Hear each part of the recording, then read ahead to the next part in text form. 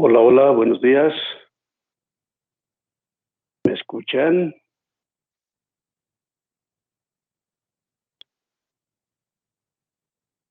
Hola, ¿Alguien me ¿sí se escucha?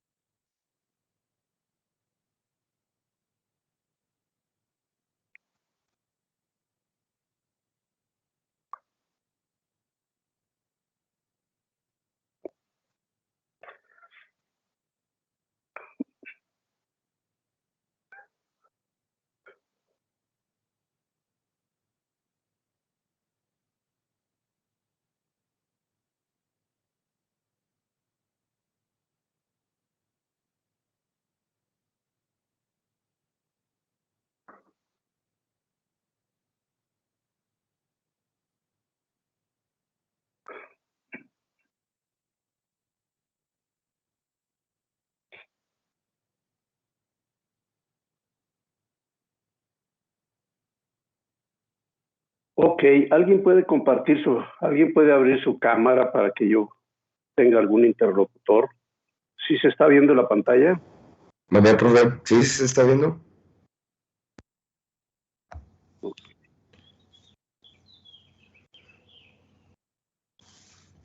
Ok, gracias.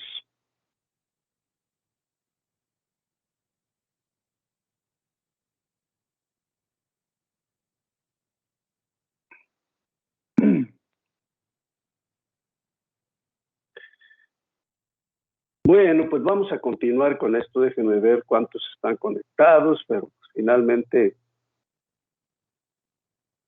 el que quiere, quiere y el que no, no.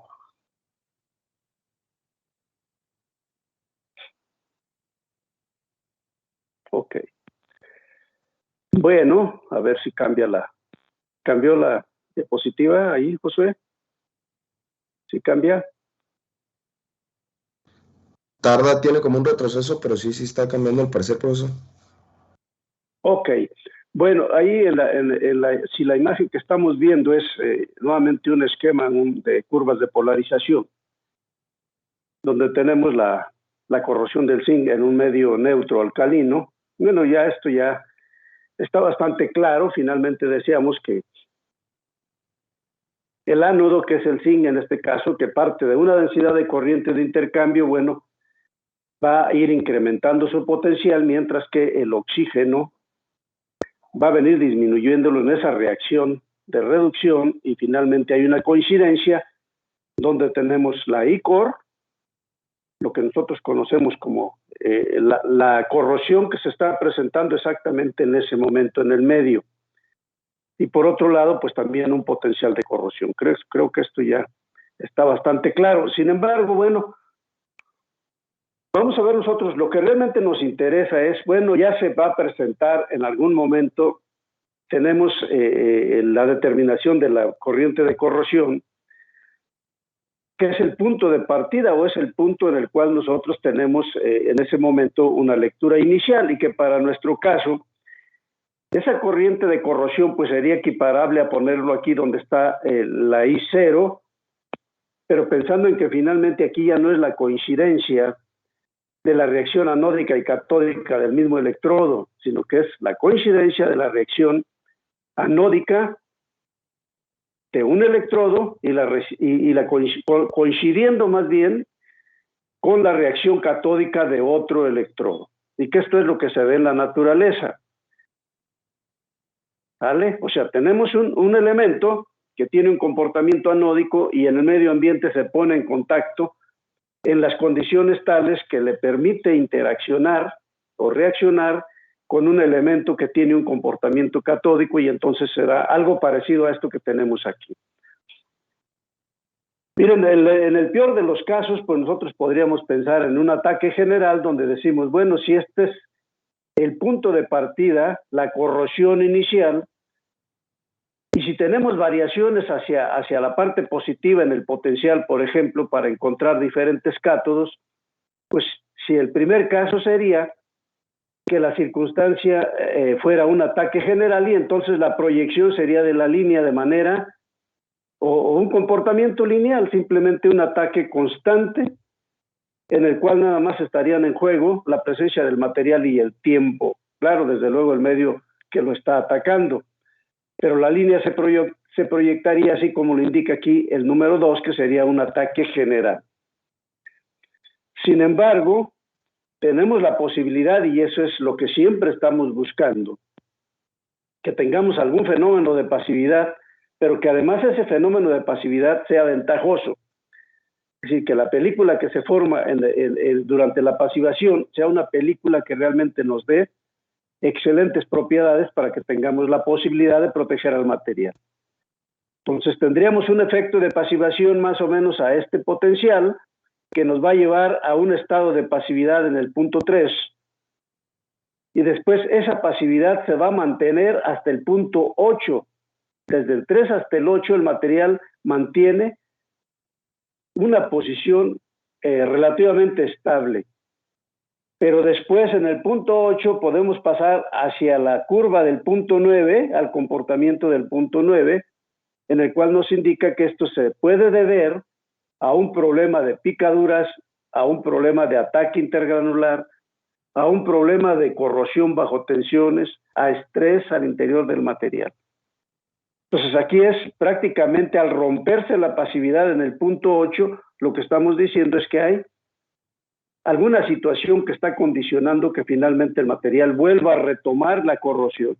Y si estábamos en un punto más o menos estable, en un rango de potencial que va desde 3 hasta el 8 y que nos da la seguridad al punto medio aquí donde estamos, donde dice pasividad, que si nosotros nos ubicamos ahí de manera arbitraria, lo que podemos hacer es proteger ese material.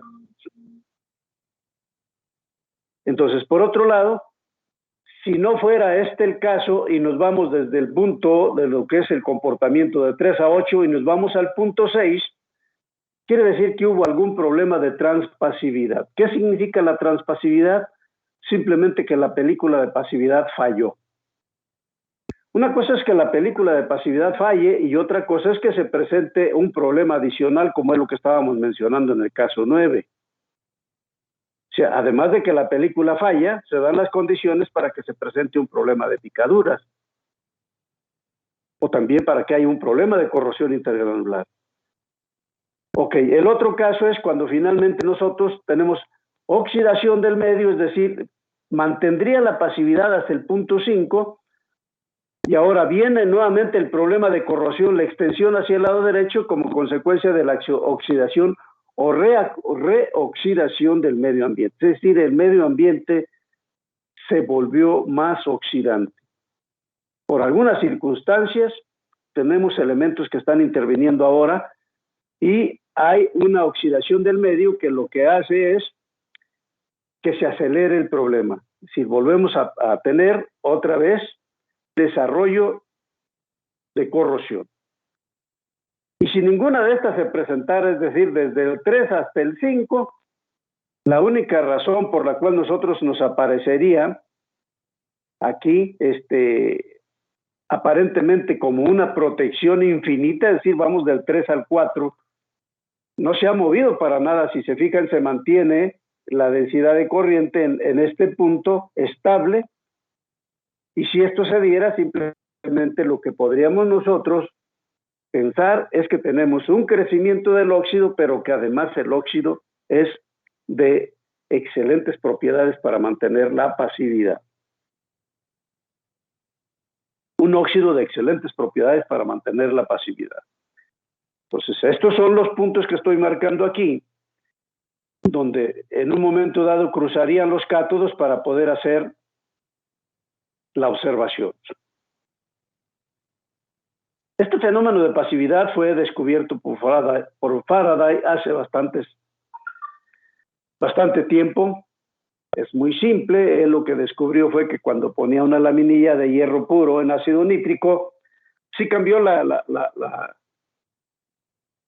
¿Alguien puede abrir su cámara, por favor? Sí, profe, sí cambió la diapositiva. Yo la tengo abierta. No me veo, profe. Como no te veo acá, por eso dije, bueno, es que de plano ya hay una... Yo llevo con la cámara prendida desde que inicié la clase. Okay, yo sí lo veo, profe, mi compañero, desde que inicié la clase, la tiene prendida. Ahora sí ya apareciste.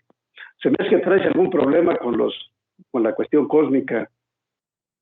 Te bloquean allí en donde está la transmisión de la señal. Ok.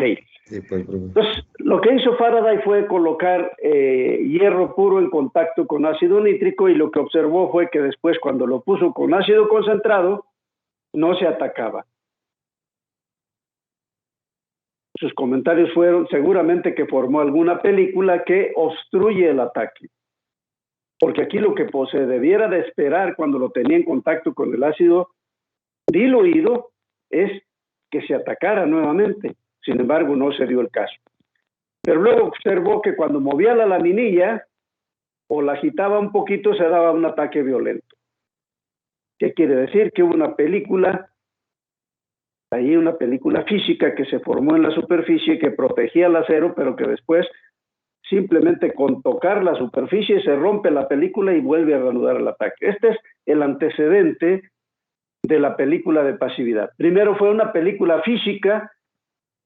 Todavía hoy en día no se ponen muy de acuerdo qué mecanismos son los que suceden ahí, porque realmente es un fenómeno de interfase. Pero esto sentó las bases para estudiar y ver que si había una película física formada de manera natural que era capaz de proteger, pues ¿por qué no pensar en una película química? Y fue lo que dio el origen a propiciar, a través de los elementos salientes, alguna película que diera mayor reforzamiento a la superficie. Siempre pensando en que esto lo que iba a hacer era proteger del medio ambiente. Y bueno, aquí lo vemos, ¿no? Este es un material, aquí tendríamos la I de corrosión. Es un material que tiene en este rango muy buen potencial de pasividad, es decir, un buen rango de potencial de pasividad donde puede mantenerse, no que no se esté corroyendo, porque como ustedes pueden ver, si hay un desplazamiento de la corriente de corrosión, ¿no? Lo que pasa es que se establece en un valor constante. Y entonces, en todo este rango de potencial, podríamos decir desde aquí donde estoy marcando, hasta el punto de cruce de F, todo este rango, el material mantiene una velocidad de corrosión constante en todo ese rango de potencial. Entonces, suceda lo que suceda dentro de la solución, si está dentro de estos rangos, el material no se va a corroer. Sin embargo, al abandonar el área de pasividad, el material inmediatamente puede retomar nuevamente la corrosión. ¿A qué velocidad? Pues va a depender ya de las características de la aleación y del medio.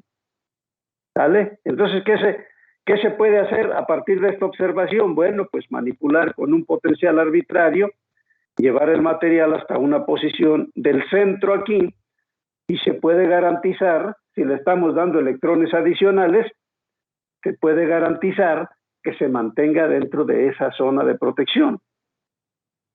Y eso permite que algunos elementos hechos de aceros inoxidables pues puedan almacenar sustancias muy corrosivas, siempre y cuando tengamos la certeza de que podemos arbitrariamente mantener el potencial al centro. Ok. Bueno, el significado de I0 ya creo que ya lo habíamos comentado, no aquí pues simplemente volvemos a recordar la I0, que ahora se equipara con la I-core. Cuando nosotros, vuelvo a repetir, la I-core viene a ser la densidad de corriente de intercambio, pero cuando está interaccionando el ánodo de un electrodo con el cátodo de un electrodo diferente, o con el proceso de reducción de un electrodo diferente. A diferencia de la I0, que la obteníamos nosotros en el propio electrodo en condiciones estándar. Decíamos entonces, en estas condiciones, la corriente anódica era igual a la corriente catódica en sentido negativo, y ambas se miden, o se mide la densidad de corriente de intercambio en amperios por centímetro cuadrado, densidad de corriente. Bueno, esto ya lo checamos, acá está nuevamente. Si tenemos la reacción de oxidación del zinc, la reducción del hidrógeno en un medio neutro alcalino, bueno, pues tenemos nosotros que el potencial de corrosión tendría que ser igual al potencial que tiene en ese momento el ánodo, ¿sí? Y igual al potencial del cátodo, en el sentido de que uno fue aumentando y otro fue disminuyendo, hasta que tenemos la coincidencia para obtener finalmente el potencial de corrosión. Esto como producto de la polarización de ambos. Es un sobrepotencial positivo y un sobrepotencial negativo. El ánodo sobrepotencial positivo, el cátodo sobrepotencial negativo. ¿Para llegar a qué? Al potencial de corrosión, y que se traduce en un valor de corriente de corrosión. Ahora bien, como es natural pensar, lo que tenemos realmente pues es un área, o necesariamente tenemos un área de contacto.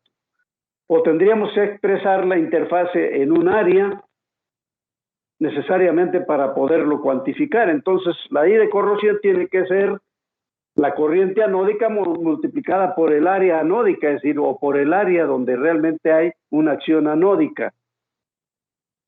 Y entonces tendríamos que esto tendría que ser igual también al negativo de la corriente catódica por el área catódica. Y finalmente, bueno, pues otra vez, amperios centímetro cuadrado, I-core, y nuevamente el potencial de corrosión se refleja por los sobrepotenciales que sufren tanto el ánodo como el cátodo. Algo que ya repasamos bastante y que no tiene mayor problema.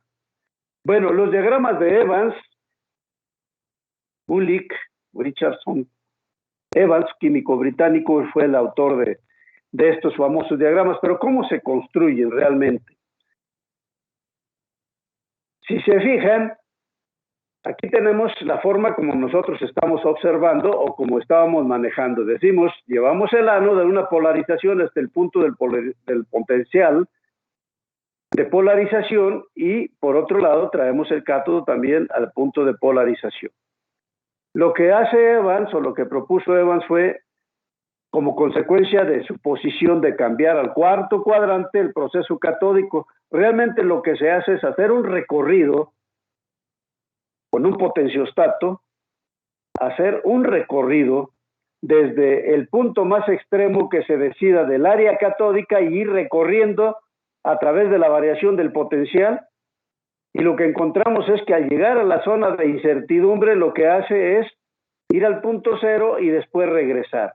Por eso le llamábamos aquí, le llaman el punto cero cuando hacen los ensayos de corrosión. Es decir, de aquí vas moviendo el potencial hacia arriba, pues lo vas reduciendo, vas en la región catódica y de pronto llegas aquí, llegas al punto cero y retoma, y ahora agarra el rumbo anódico.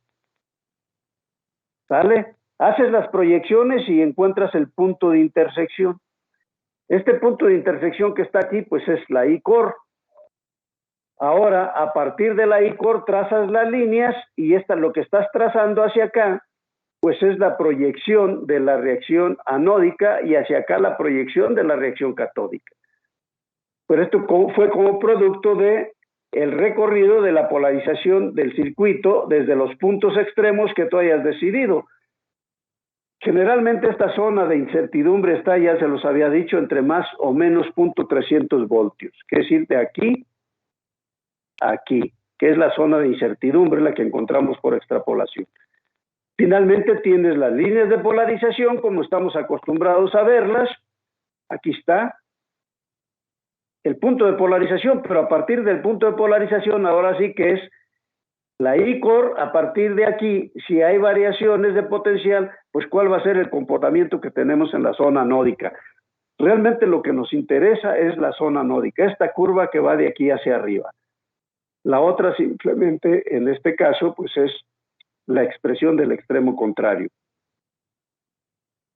Y bueno, pues es más o menos algo así como esto, ¿no? Es decir, ir desde el extremo catódico, va variando el potencial desde el extremo que hayas decidido, desde menos X cantidad de voltios, a llegar hasta más. Entonces el recorrido lo va a hacer el equipo moviéndose, vas a ir moviendo potencial, y cuando llega aquí, hace el recorrido a punto cero y luego regresa. Y te saca la línea anódica. Entonces ahora lo que tú haces a partir de la proyección, acuérdese, la proyección la hacemos desde los puntos donde encontremos la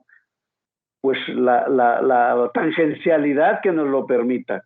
Les decía que esto la computadora pues ya lo ajusta, lo rectifica y finalmente donde encuentre el cruce nos dice, aquí está la I de corrosión. Y a partir de aquí ahora, las circunstancias que puedan suceder en el medio ambiente a partir de este punto se van a reflejar en las inflexiones de la curva. Si la curva fuera recta, completamente tangencial, quiere decir que el ataque es uniforme. Pero si encontramos cualquier inflexión, estas inflexiones nos indican a nosotros que algo pasa, que algo sucede en la interfase y por eso tenemos comportamientos que se salen de la linealidad. Pero finalmente este es nuestro punto de partida. Esto es cómo se puede presentar en caso de las condiciones del medio ambiente varíen, que es lo más seguro, pues.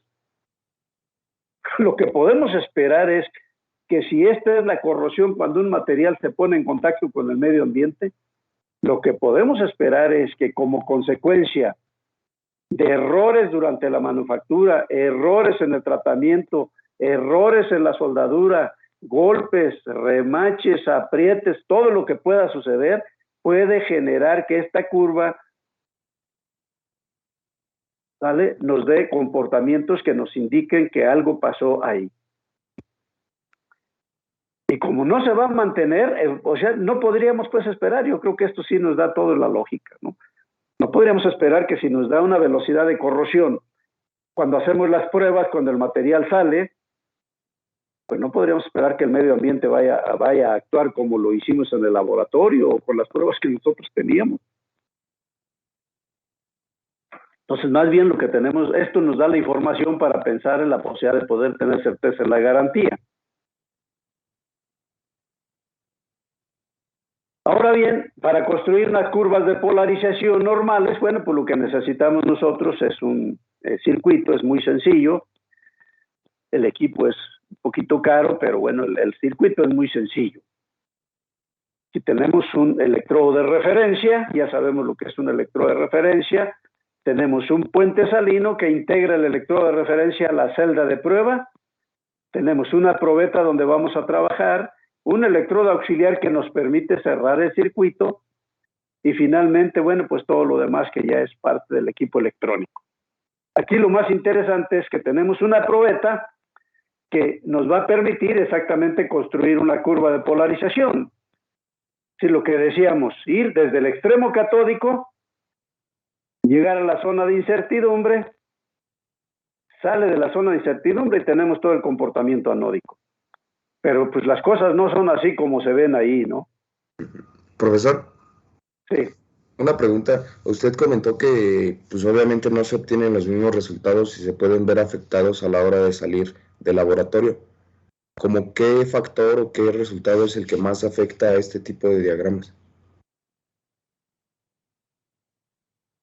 Pues cualquiera que afecte la reacción en la interfase. No, claro, pero ¿cuál afecta más la linealidad de este diagrama o hay muchas, Lo que más te va a afectar es el fenómeno de pasividad. Ok.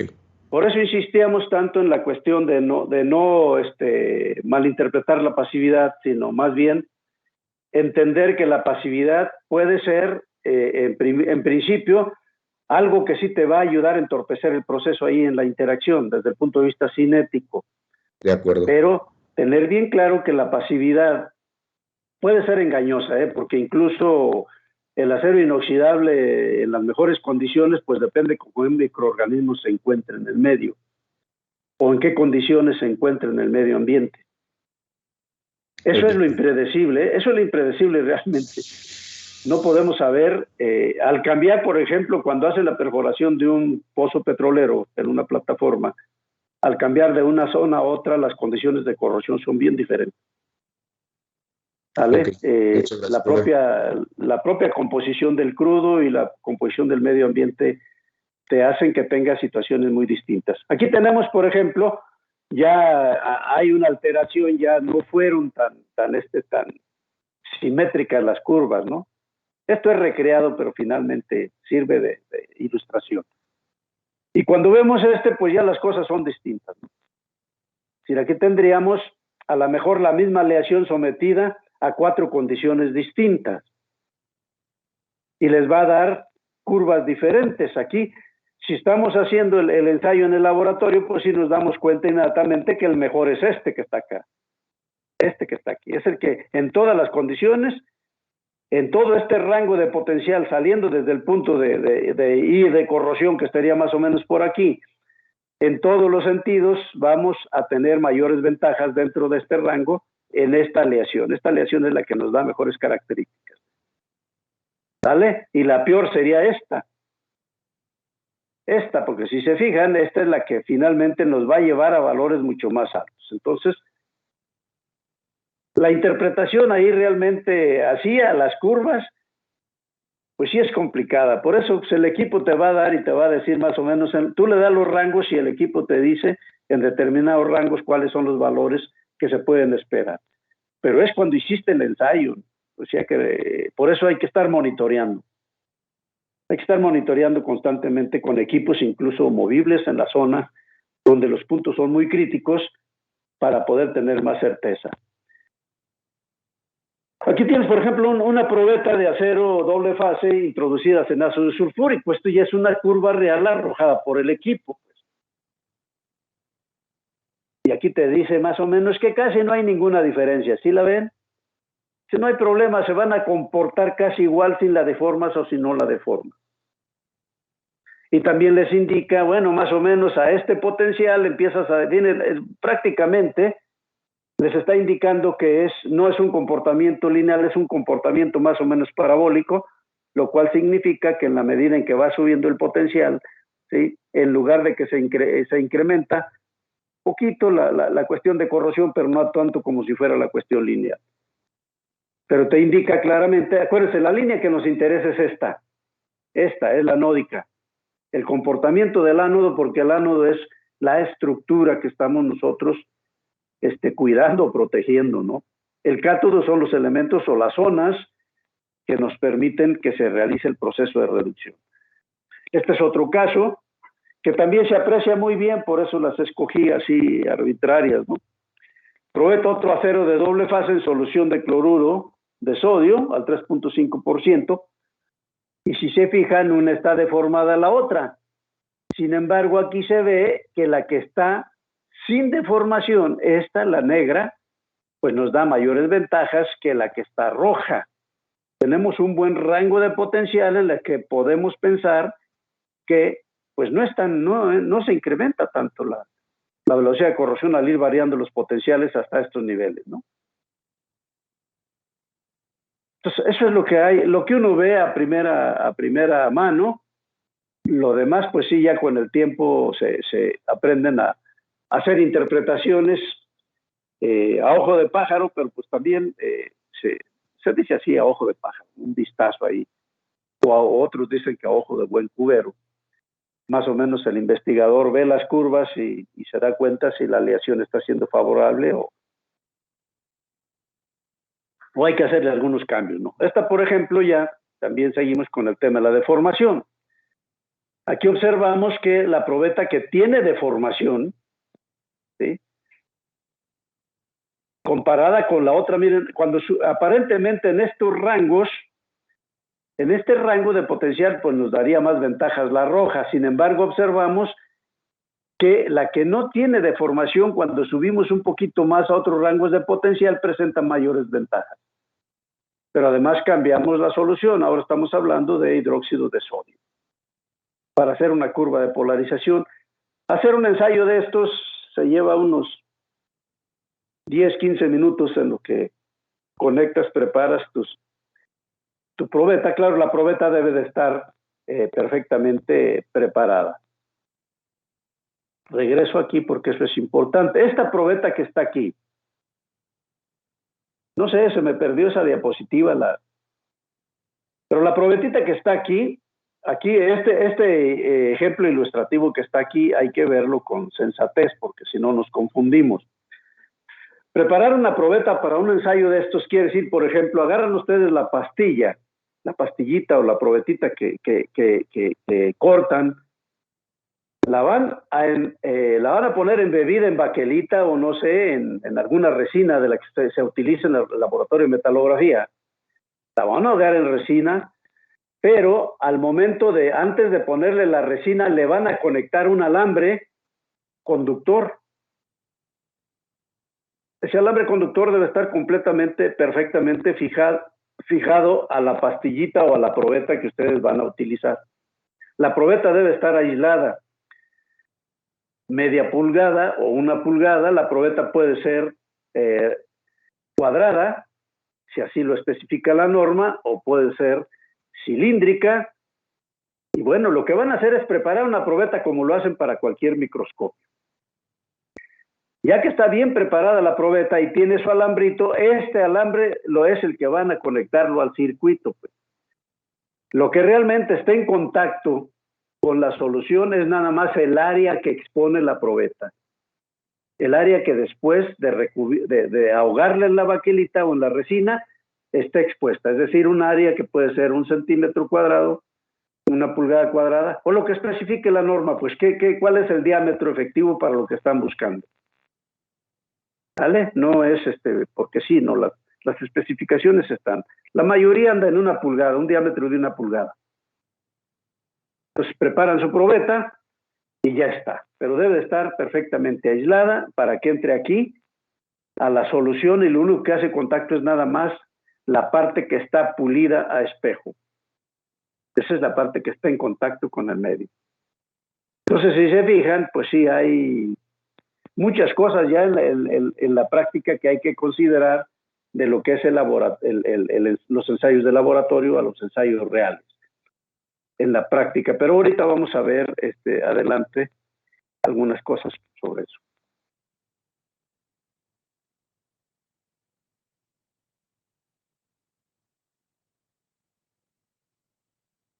Miren, cuando hablamos de aspectos cuantitativos, hablamos de cómo es que se cuantifica la corrosión, porque nosotros ya dijimos ahí, bueno, pues obtenemos valores de mediciones de velocidad de corrosión aquí, ¿vale? Se traza la línea en el equipo y te saca cuál es la I de corrosión, o te la indica el mismo programa, la I de corrosión. Pero la I de corrosión necesitamos también traducirla en aspectos cuantitativos, medirla. Bueno, esa I de corrosión, ¿qué me indica a mí?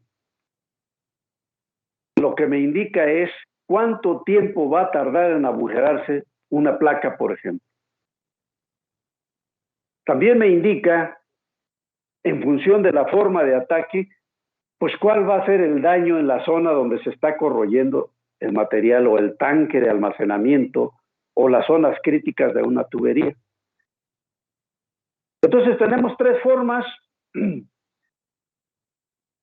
o 2 formas generales más bien. Primero, la que hacemos en el laboratorio, y que esa es para hacer ensayos de predicción y poder tener información de cómo se va a comportar, es pues explorativa. cómo se va a comportar el material allá una vez que esté en contacto con el medio. Y para ello, les pongo el ejemplo por decir, si están haciendo el estudio de una prótesis, ¿qué necesitan? Pues suero fisiológico. ¿Por qué? Porque necesitan hacer el estudio con la probeta, que debe de ser del mismo material del que es la prótesis o el implante, y lo que van a hacer es ponerlo en contacto con suero fisiológico para poder hacer las curvas de polarización y ver por lo menos en la parte primaria qué problemas de corrosión o qué curvas de polarización, si se altera el potencial, podríamos obtener. Pero por otro lado, pues hay mediciones, por ejemplo, gravimétricas. Estas se hacen en el campo, se tienen que hacer en el campo, y estas significan poner lo que se conoce como testigos, algunos les llaman cupones, testigos gravimétricos, cupones gravimétricos. ¿Qué quiere decir esto? Vamos a pensar que tenemos un tanque de almacenamiento donde se observa que en determinados puntos, o nuestra intuición como ingenieros nos dice, o nuestra experiencia, que en determinados puntos del tanque de almacenamiento la corrosión puede ser un poquito más severa. ¿Cuáles son esos puntos? Miren, los puntos donde se van a almacenar microorganismos de ataque es donde casi no se mueve la solución. Los puntos donde hay muy poco movimiento de líquido, ahí es donde se pueden almacenar colonias de bacterias, por decir algo. ¿Qué voy a hacer yo? Pues ahí en esos puntos voy a colocar un testigo gravimétrico, un testigo de corrosión, un testigo de ataque. Ahí voy a colocar un testigo. Se atornilla ahí una probetita con dimensiones específicas que me va a dar información. Una probeta que yo la puedo desmontar al año, a los 2 años, a los 3 años, a los 4 años, a los 5 años, a los 10 años, dependiendo de qué es lo que quiero hacer. Con esa probeta yo puedo saber realmente, en términos reales, cuál es la velocidad en los puntos más críticos, cuál es la velocidad de corrosión del tanque. También puedo colocar esos testigos corrosimétricos, los puedo colocar en tuberías en los puntos de mayor problema, donde tenemos zonas, otra vez, de baja actividad, de baja agitación, y donde podríamos tener bacterias. Es que las bacterias ahí guardaditas en puntos, en válvulas, en zonas de curvaturas, ahí están chambeando durante los años, Y entonces nosotros nos damos cuenta que hay, pues cuando ya sucede el problema. Entonces hay que ser predictivos en ese sentido. ¿Qué se hace con esto? Bueno, pues se mide la probeta, se le calcula el área de contacto con la sustancia corrosiva. Tienes un área, se expone durante 10 años, por ejemplo, pues tienes un tiempo de exposición de 10 años, se retira la probeta, le quitas, le disuelves los productos de corrosión con alguna técnica específica para ese propósito, disuelves los productos de corrosión y por diferencia de peso, pues ya tienes cuánto peso se perdió. Entonces ahí puedes tener peso perdido durante 10 años, puedes obtener % de peso perdido en 10 años, puedes obtener tantos gramos se perdieron en determinada área bien conocida durante 10 años y ahí puedes tener un valor gravimétrico. Tantos gramos se perdieron por cada centímetro cuadrado durante 10 años. Y eso lo puedes ya pasar a las unidades que tú necesites. A gramos por centímetro cuadrado por segundo, gramos por centímetro cuadrado por hora, gramos por centímetro cuadrado. Y después esas unidades también puedes expresarlas en unidades de penetración. Si el punto de ataque es muy fuerte o si la zona es muy localizada, puedes, transformando esto a unidades de penetración, estimar los años que te quedan para que la tubería se agujere si es que no puedes hacer otra cosa ahí.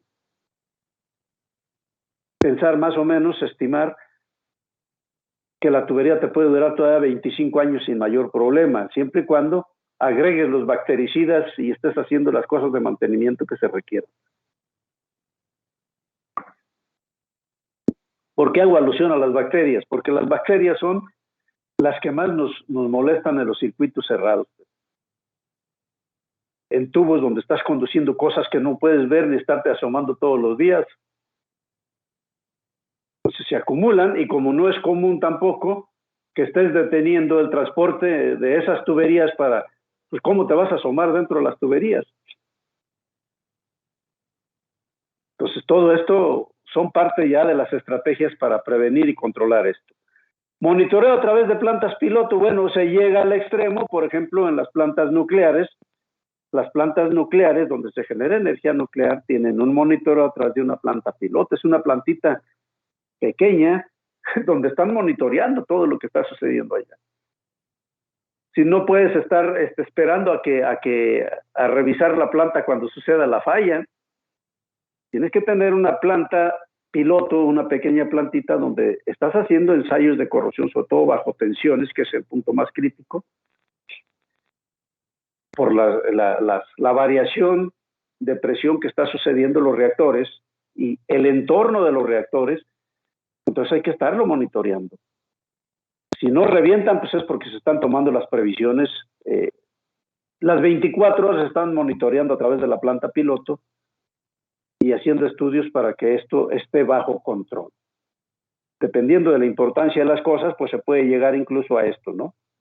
Tener una planta piloto que te permita monitorear el monstruo que tienes allá para que no suceda algún accidente trágico, porque la corrosión está ahí, está sucediendo todos los días, pero tú tienes acá una plantita donde te permite todas las aleaciones que tienes utilizando allá, acá las estás estudiando, y aquí tienes, en esta planta piloto, tienes tú elementos a prueba que los puedes estar incluso sometiendo para ver su comportamiento, cómo van a estar en 25 años, en 30 años, y sigues haciendo la observación para estar teniendo certeza de lo que tienes o lo que estás haciendo en un equipo de alto riesgo.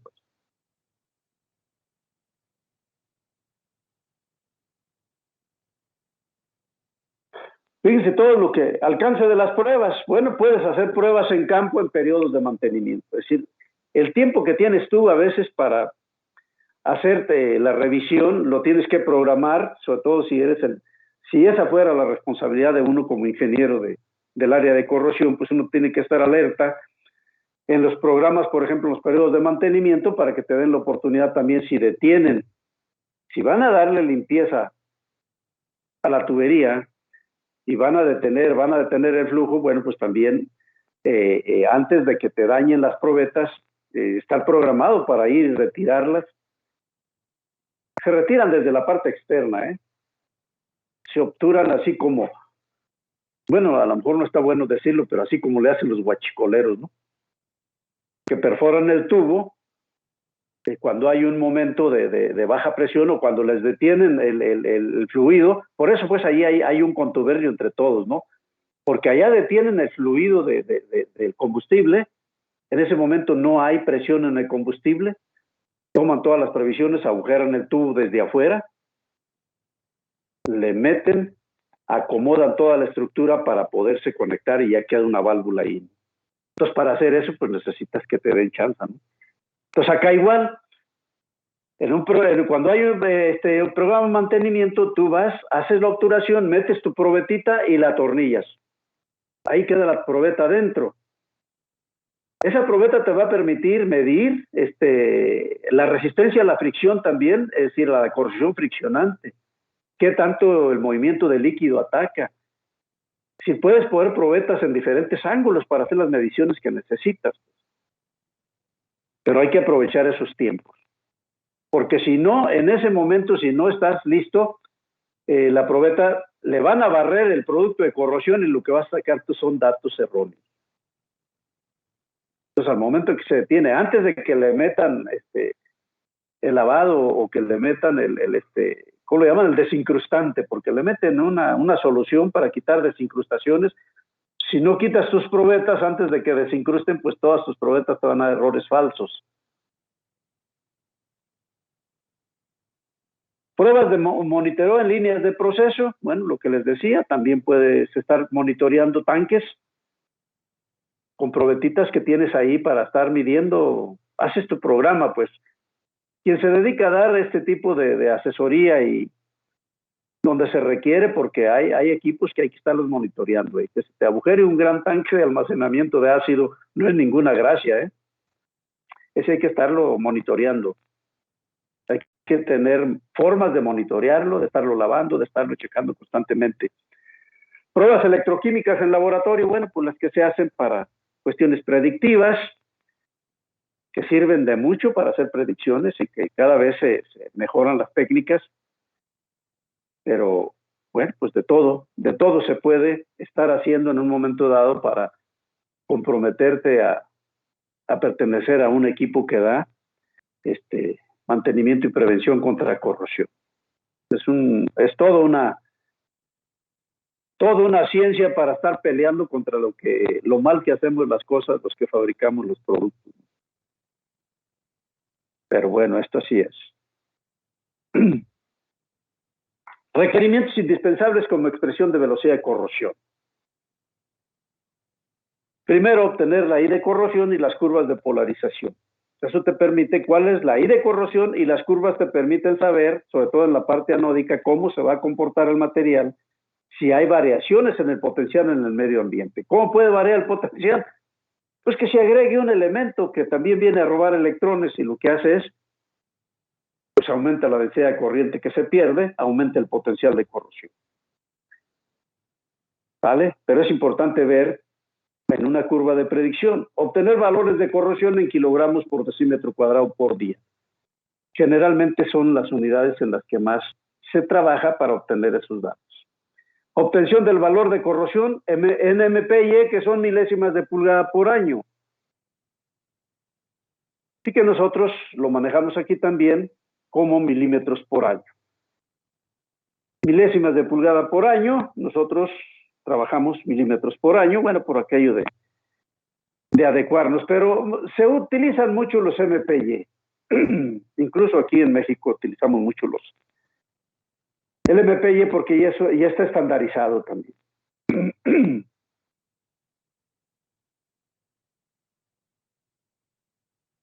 Bueno, entonces aquí para que se vayan con la idea, tenemos la velocidad, tenemos la reacción anódica o la reacción de corrosión anódica. Nos queda claro que en esa reacción, cuando el metal se transforma a ion, se disuelve. Dejó de ser átomo, se transformó a ion. En ese proceso generó electrones. Y que esos electrones fueron consumidos por el causante de esa oxidación, que es el oxidante y que se llevó los electrones y oxidó al material. Pero eso lo podemos traducir en esta pequeña expresión. Ahí desde luego que si se está disolviendo, pues hay una velocidad de disolución que en principio, en forma elemental, tiene que ser equiparable a la cantidad de moles que se están yendo, que se están transformando como iones, por el área del espacio de interacción, considerando el tiempo de exposición. Eso es realmente la velocidad de disolución, está en moles por centímetro cuadrado segundo. ¿Vale?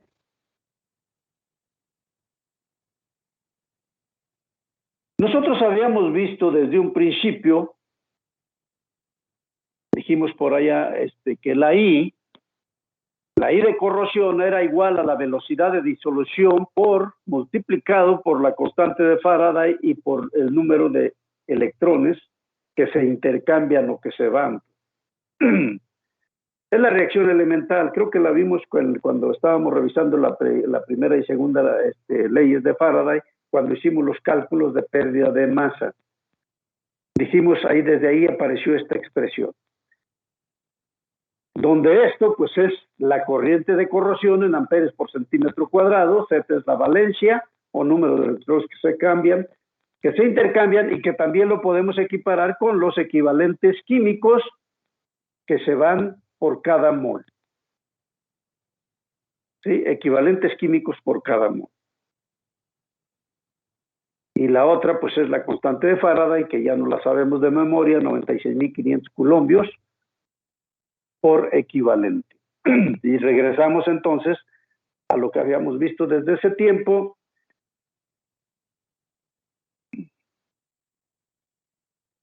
Y bueno, pues entonces esto nos permite también, a partir de eso, vemos la concordancia de unidades.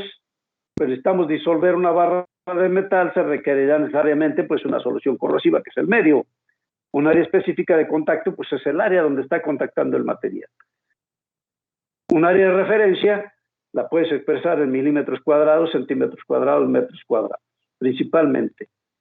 Milímetros cuadrados, centímetros cuadrados, metros cuadrados. Tiempo, el que necesites tú analizar. ¿Cuánto necesitas? Bueno, necesitas expresarlo en años, en minutos, en segundos, en décadas. Hay muchos estudios, bueno, que están en décadas porque eso es lo que le interesa. Saber en 3 décadas cómo va a estar mi estructura, si llega a las 3 décadas.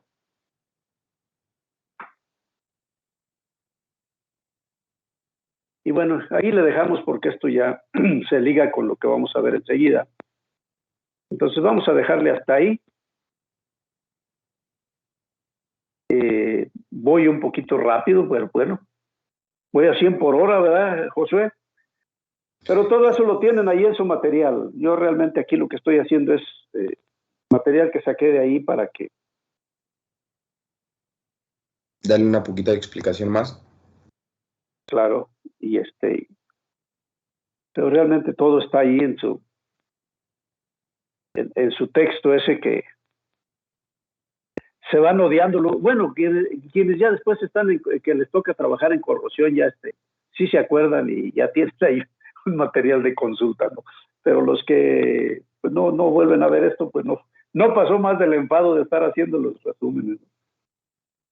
Pero bueno. No sé si tengan algún comentario, si no, pues vámonos para continuar con lo que sigue. Ok, pues gracias, Josué. Parte no, profe. De nada, profe. Mañana no te vas a conectar, es que mañana no va a haber nadie que abra la cámara. Sí, pues. A ver si hay alguien que nos haga el favor, pues porque sí me siento yo aislado. A ver si hay un alma caritativa que se quiera conectar, pero bueno, ya lo veremos mañana. Muchas gracias, que estén bien, diviértanse. Profesor, creo que mi compañero Jorge Tapia tiene levantada la mano. Jorge, ¿qué pasó, Jorge? Tengo una pregunta con la tarea, profe. Hey, ¿qué pasó? En los cálculos se refiere a solamente la obtención de la ecuación respectiva a cada reacción, o también los cálculos, por ejemplo, del pH y potencial que debemos poner en los diagramas. Me refiero a los manuscritos. ¿A cuál tarea te refieres? Porque hay un montón de tareas ya ahí caminando en el... A la del diagrama de Purbakes. Los cálculos nada más que hagan los cálculos que los lleven a obtener la ecuación correspondiente, nada más. Eso es lo que se les pide. ¿Qué pasó?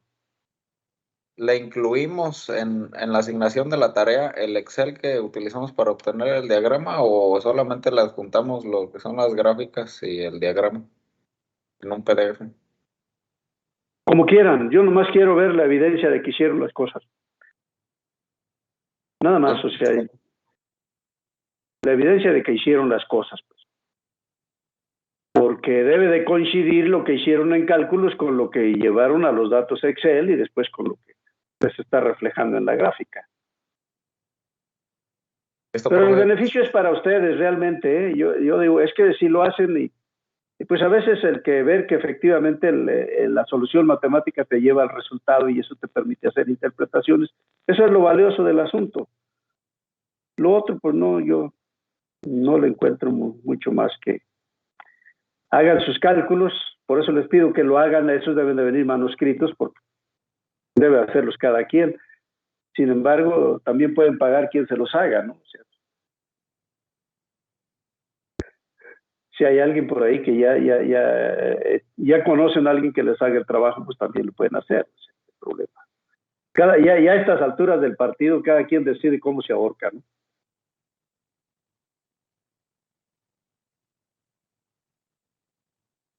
Ok, pues vámonos. ¿Hay alguna otra pregunta, alguna otra inquietud? ¿No? Ok. No, profe. Pues gracias. No, profesor Luis Arturo. Gracias, Le mandé que estén bien. mensajito en el chat. De acuerdo. Ok. Pues entonces nos vemos. Hasta luego. Buen día. Nos vemos, que estén bien. Mañana no estás, ¿verdad, Josué? No, profe. Mañana creo que estaré ausente. Órale, pues, dale. Avísenme.